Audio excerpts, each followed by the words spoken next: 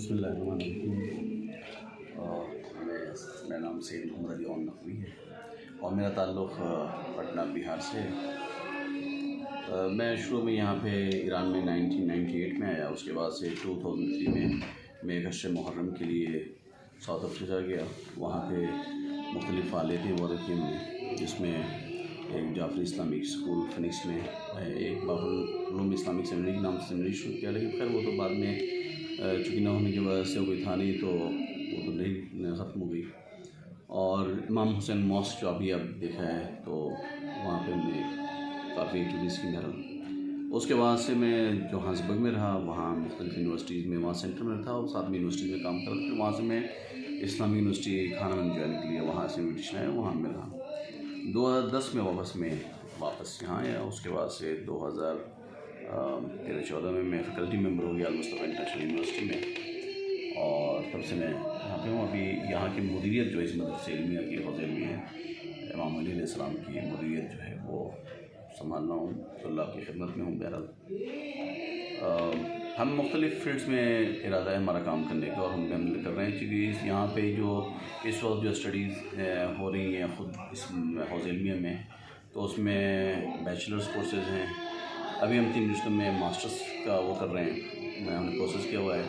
उसके अलावा हमारे यहाँ सुतूह की जो स्टडी है, उसमें सतह 1, 2, 3, 4 जो PhD की इक्विवेलेंट होती है, सतह 4 जो दरस खारिज आप कह सकते हैं कि दरस खारिज कहते हैं, वो लेवल पे है यहाँ पे। तो कुल मिला के तकरीबन इस वक्त हमारे यहाँ अच्छी खासी तादाद है स्टूडेंट्स की। हम मुख्तलिफ़ ज़बानों में काम भी कर रहे हैं, जिसमें बहुत सारे तहक़ीक़ात उर्दू में हुई हैं। और उसके बाद से हमने हिंदुस्तान, चूँकि शब क़ादर की ज़रूरत को देखते हुए हमने इस पर काम किया। अभी इंग्लिश में और उर्दू में एक जर्नल भी निकाल रहे हैं हम, इल्मी पजवेशी जर्नल, जो कि रिव्यूड जर्नल है, वो निकाल रहे हैं, और उसके सारे हम काम हो चुके हैं अल्हम्दुलिल्लाह।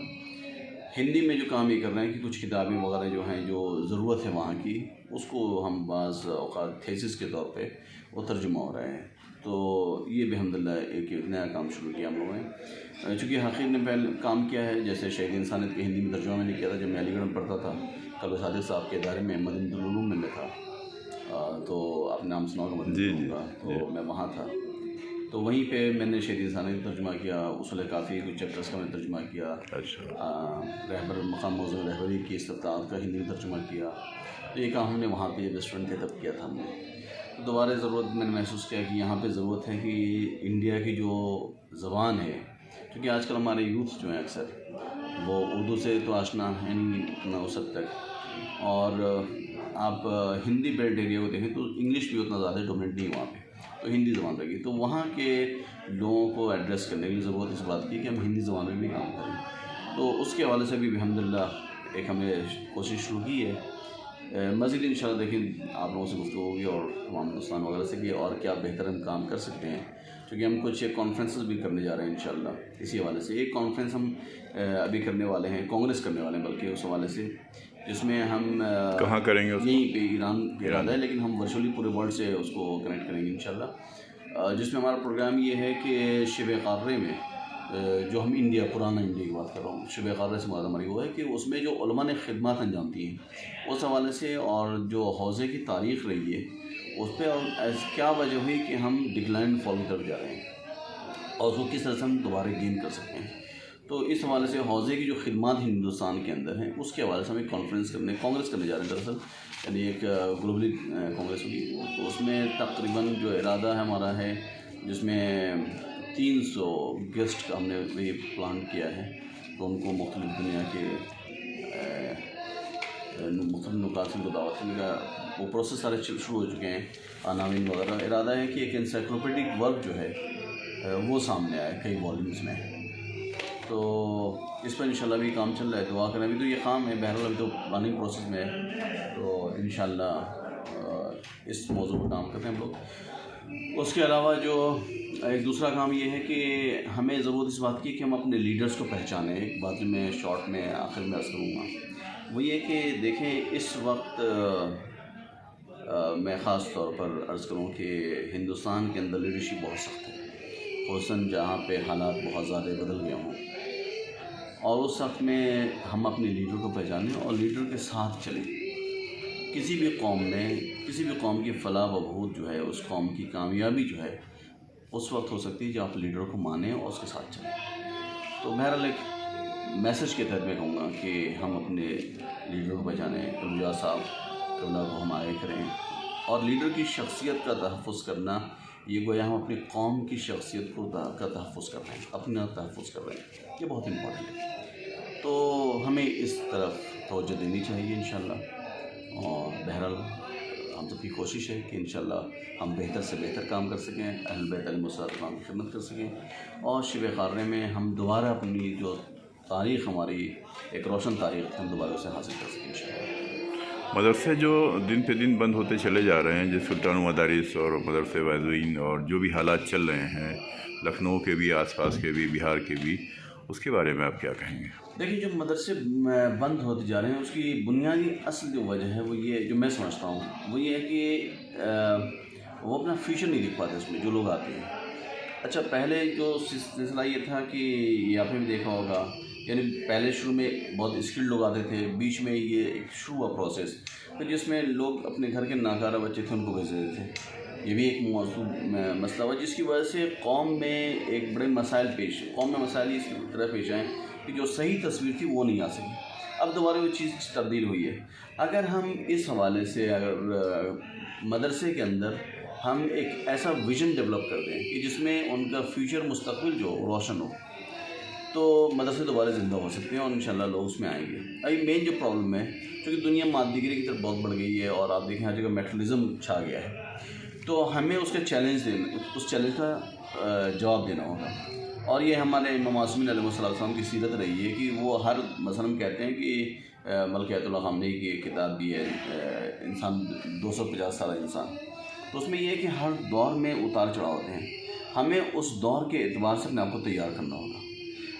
हमने ये सबसे बड़ा मसला जो हुआ है वो ये कि हमने अपने आप को उस दौर के लिए तैयार नहीं किया था हौज़े ने, जिसकी वजह से हौज़े के अंदर आप इन्हितार देख रहे हैं, हौज़े के अंदर आप यानी उसकी कैफियत में बहुत ज़्यादा कमी महसूस कर रहे हैं। उसकी असल वजह है कि हमने अपने आप को ज़माने के एतबार से तैयार नहीं किया। अगर हम ज़माने के एतबार से तैयार करेंगे तो ये मसला हल हो जाएगा इंशाअल्लाह। आयतुल्लाह ख़ुमैनी साहब का ताल्लुक़ किंतूर से रहा है, उनके आबा व अजदाद किंतूर में रहे हैं, और ज़ाहिर बात है कि वहाँ से जब ये चीज़ें पकीं तो यहाँ आकर के इनकलाबी शक्ल में आई और ईरान में एक इनकलाब आया, और आज आप खुदा का शुक्र है कि यहाँ बैठे हुए खिदमत अंजाम दे रहे हैं।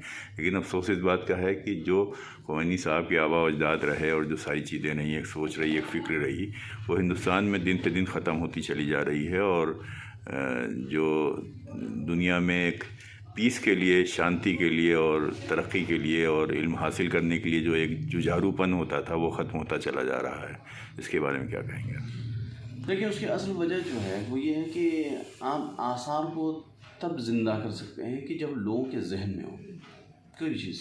मसलन आप देखिए कि हमारे यहाँ मुहर्रम के हवाले से आप देखें, जिस तरह से इमाम हुसैन अलैहिस्सलाम का जिक्र है और बच्चा बच्चा जानता है, दूसरे इमाम मासूमीन के बारे में आप पूछ लें तो उस हद तक उसको नॉलेज नहीं होती। उसकी वजह क्या है? उसकी वजह है कि हमारी हर मजलिस में, हर महफिल में, हर जगह हम जिक्र करते हैं। देखिए, जब आप तारीख़ को तकरार करते हैं, फ़लसफ़े तारीख़ जब बात करते हैं, फ़लसफ़े तारीख़ में आकर इस बात को तकरार करते चीज़ों क्यों हुआ, कैसे हुआ, तो चीज़ें ज़िंदा होती हैं। जब हम चीज़ों को छोड़ देते हैं किताब खानों के अंदर तक, उसको टच नहीं करते हैं, तो ये प्रॉब्लम आती है कि हम चीज़ों को भूलने लगते हैं।